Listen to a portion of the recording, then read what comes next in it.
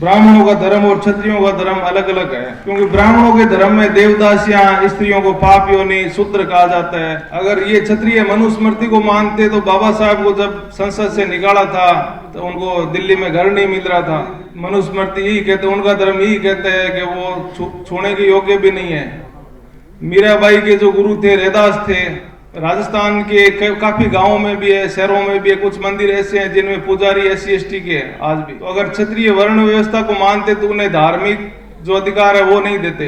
अगर वर्ण व्यवस्था में यही है कि जिसका कर्म चेंज हो जाएगा उसका वर्ण भी चेंज हुआ, आज तक ब्राह्मण क्यों नहीं बने? उन्हें लड़ने नहीं दिया गया वर्ण धर्म के हिसाब से। तो उनके पूर्वजों ने ये गलती की थी, हमारे पूर्वजों ने नहीं की थी।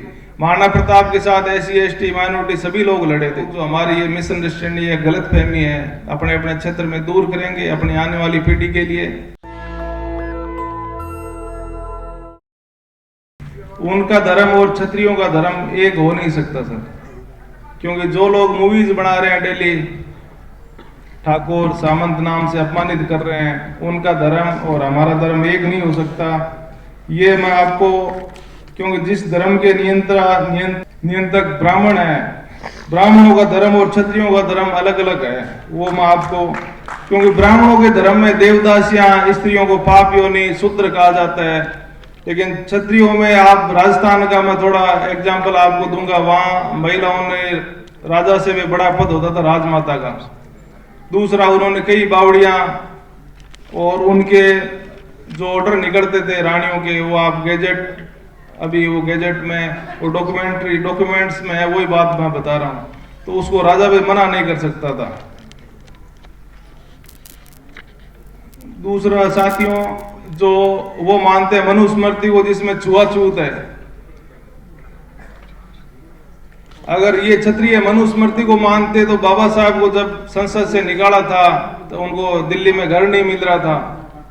तो सिरोही महाराजा उन्हें घर नहीं देते, क्योंकि मनुस्मृति यही कहते, उनका धर्म यही कहता है कि वो छूने के योग्य भी नहीं है। मीराबाई के जो गुरु थे रैदास थे।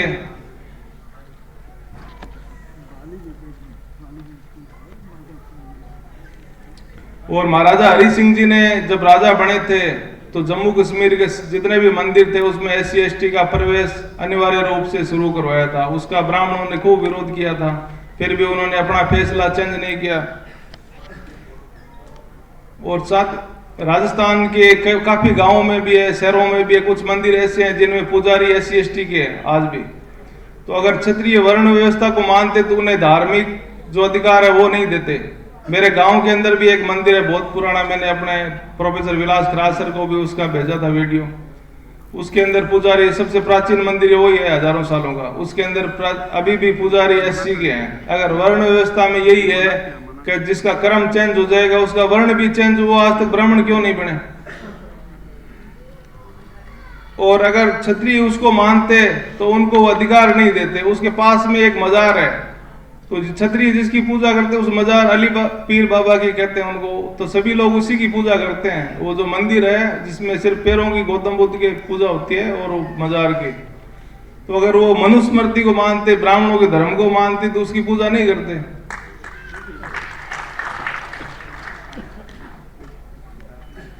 जो अभी अटल बिहारी वाजपेयी जी ने एक स्टेटमेंट दिया था कि बहुत लोगों को लड़ने से वंचित कर दिया गया, उन्हें लड़ने नहीं दिया गया वर्ण धर्म के हिसाब से। तो उनके पूर्वजों ने ये गलती की थी, हमारे पूर्वजों ने नहीं की थी। महाराणा प्रताप के साथ SC/ST माइनॉरिटी सभी लोग लड़े थे। और जितने भी राजस्थान की रियासतें थी क्षत्रियों की, उसमें SC/ST सभी लोग सेना के अंदर थे। और मंदिर जो गाँव में आप देखोगे काफी जगह, जो एक 4 भुजा जी का मंदिर है उसके अंदर भी SC की पुजारी आज भी। साथियों, जो ब्राह्मण धर्म है उसमें न्याय अन्याय होता है, उसमें न्याय का कोई मतलब नहीं है। अभी आप देखोगे कि बिल्किस बानो और जो अपने BHU के अंदर रेप केस, उनको सम्मानित किया जाता है और क्षत्रिय देते हैं न्याय का साथ। VP सिंह जी ने OBC को आरक्षण का हो, बाबा साहब को भारत रत्न का हो, और महाराजा गंगा सिंह जी के, राजा के खुद के बेटे ने गलती की, उन्होंने उनको भी फांसी दे दी थी। तो क्षत्रिय का धर्म अन्याय का धर्म नहीं होता है। साथियों, जो ब्राह्मण धर्म है वो लोगों में भय पैदा करता है, लोगों को डिवाइड करता है। क्योंकि क्षत्रियों का धर्म ऐसा नहीं है। महाराणा प्रताप ने चांदपोल मस्जिद बनवाई थी। जो लोग उन्हें हिंदुआ सूरज कहते हैं, अगर वो हिंदू होते तो चांदपोल मस्जिद नहीं बनाते। महाराजा जसवंत सिंह जी ने जोधपुर में अभय मेघवाल मस्जिद बनवाई थी। महाराजा गंगा सिंह जी बीकानेर, ब्रिटिश इंडिया के टाइम ही थे, वो ब्रिटिश इंडिया का पार्ट नहीं था, उनकी संधि थी, उन्होंने जामा मस्जिद बनाई थी। अगर वो हिंदू होते, उनका धर्म हिंदू धर्म होता, आप 1947 से हिंदुओं को देख रहे हो, एक भी मस्जिद उन्होंने हिंदुओं ने बनाई है तो बताइए आप। महाराजा उम्मीद सिंह जी कोटा, जिन्होंने शाहजहानी मस्जिद बनवाई थी कोटा के अंदर। महाराजा मान सिंह जी जयपुर, जिन्होंने अकबरी मस्जिद, मोरी मस्जिद, शाही मस्जिद, और महाराजा जो बारमल थे, जब उन्होंने इस्लामिक शिक्षा के लिए, सभी धर्मों के लिए उन्होंने इस्लामिक शिक्षा के लिए मदरसे की शुरुआत की। अगर वो हिंदू होते तो मदरसा शायद ही बनाते। हाँ, कुछ घुसपैठिए हिंदू वो ऐसा कर सकते हैं, जो हिंदू है नहीं, वो मान लो मुसलमान भी नहीं है लेकिन वो घुस गए हैं मुसलमानों में, वो दिखावा कर सकते हैं। और सभी धर्म, उन्होंने कभी भी अपने किसी भी डॉक्यूमेंट में नहीं है कि हमारा राज धर्म ये था, यहां तक कि उन्होंने धर्म के बारे में बोला ही नहीं है। अभी जबरदस्ती लोग उन्हें हिंदू बना रहे हैं। हाकिम खान पठान अपने शिवाजी महाराणा प्रताप के जो सेनापति थे, और महाराणा प्रताप के साथ जो लड़ाई में लड़े पठान, काफी लोग शहीद हुए थे। ऐसा एक एग्जाम्पल नहीं है, राजस्थान के हर स्टेट के अंदर सेना में थे लोग। और 1947 में जब दंगे हुए ब्रिटिश इंडिया में, तो राजस्थान के किसी रियासत में एक भी दंगा नहीं हुआ था। जयपुर से कुछ लोग पलायन करने के मूड में थे भी, इस प्रकार की जो घटनाएं हो रही है, दिल्ली के नजदीक था, वहां सूचनाएं थोड़ी ज्यादा आती थी, तो लोग शाम को निकलने वाले थे ट्रेन से। महाराजा को पता लगा तो उस टाइम वो गए, उन्होंने कहा आप अपना सामान रख दो। तो लोगों ने बोला ऐसी समस्या है, तो उन्होंने कहा भी आपके दादाजी को मेरे दादाजी लेके आए थे, उन्होंने वचन दिया था, मैं वचन का पालन करूंगा, तो आपको जाने की जरूरत नहीं है। वो आज भी बसे हुए हैं, जमालपुरा, खुर्शीद भाई साहब भी जानते हैं। महाराजा अनूप सिंह जी बीकानेर के, उन्होंने लाहौर से लाके उस्ता कला, जो एक फेमस कला होती है, उन्होंने लाहौर से लाके मुसलमानों को बसाया। अगर वो हिंदू होते तो मुसलमानों को थोड़ी बसाते। और जो बीकानेर का जो फेमस मंदिर है भांडा शाह मंदिर, उसमें जो उस्ता रजा थे उन्होंने कलाकारी की है। एक वहां लाल मंदिर है शिव जी का, उसके अंदर भी उन्होंने कलाकारी की है। तो इस प्रकार की जो आज ये फैला रहे हैं हिंदू मुस्लिम वाली, क्षत्रियों का ऐसा कहीं नहीं था।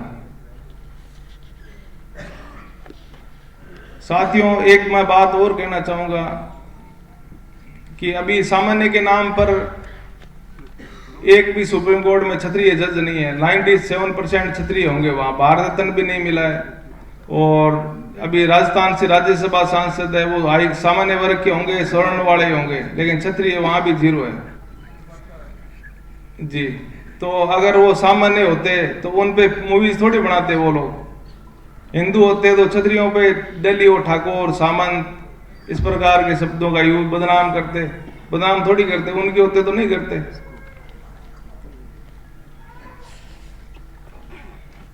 साथियों, अभी जो बॉर्डर पर शहीद हो रहे हैं, वीर चक्र जितने मिले उसमें से 6 हमारे मुस्लिम राजपूत कायम कर, उनको भी मिले। तो आप ये सोचिए कि उनकी जो वीरांगना पत्नी, या आज मॉब लिंचिंग, जिहादी, जो जिहाद का मतलब है सत्य न्याय के लिए अपना सब कुछ कुर्बान कर देना, अगर इस प्रकार के शब्दों से मीडिया में इस देश में माहौल बनाया जाता है, तो उनके जो बच्चे हैं जिन्होंने इस देश के लिए बलिदान किया, तो कैसा फील करते हैं। ठाकुर के नाम से अपमानित करते हैं, सामंत के नाम से, जो कल ही जिसकी लाश आई उसके छोटे छोटे बच्चे हैं। तो मेरे हिसाब से भारत के अलावा किसी भी देश में ऐसा नहीं होता होगा कि उन शहीदों को इस प्रकार से अपमानित किया जाता हो। तो जो काम सरकारें खुद ही कर रही है, जातिवाद और सेग्रीगेशन का काम, तो मैं आप लोग सभी से ये निवेदन है, उम्मीद करता हूं कि आप लोग जो हमारी ये मिसअंडरस्टैंडिंग है, गलतफहमी है, अपने अपने क्षेत्र में दूर करेंगे अपनी आने वाली पीढ़ी के लिए। इसके लिए अभी आपको खून बहाने की आवश्यकता नहीं है, सिर्फ पसीना बहाने की आवश्यकता है, बातचीत करने की आवश्यकता है। जितने भी लोग हैं वो सारे हमारे ही लोग हैं।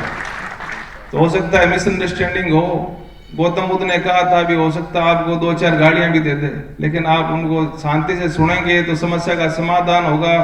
और जितने भी हमारे वक्ताओं ने बातें कही हैं वो रिजल्ट में कन्वर्ट होगी। हम हमारी व्यवस्था जो चाहते हैं, हमारे साथ अन्याय नहीं हो, तो इसका यही समाधान है जो वामन विश्राम साहब कर रहे हैं, संगठित शक्ति का निर्माण। और हमारे लोग, इतने लोग, गौतम बुद्ध ने 5 लोगों से शुरू किया, मुझे लगता है यहाँ ज्यादा लोग हैं। अगर इतना में से 50% भी चाहेंगे तो 1 साल में ये परिवर्तन आ जाएगा जी। और आप लोग आजादी, आपकी जो व्यवस्था चाहिए वो आपको हासिल हो जाएगी। धन्यवाद, आपने मेरी बातों को ध्यान से सुना। नेशनल दस्तक की आपसे गुजारिश है कि अगर इसको बचाना चाहते हैं तो नेशनल दस्तक को सब्सक्राइब करने के लिए रेड कलर के सब्सक्राइब बटन को दबाएं, फिर बेल आइकन की घंटी दबाएं। नेशनल दस्तक को बचाने के लिए बहुत जरूरी है कि हर खबर को शेयर करें, लाइक करें, कमेंट जरूर करें।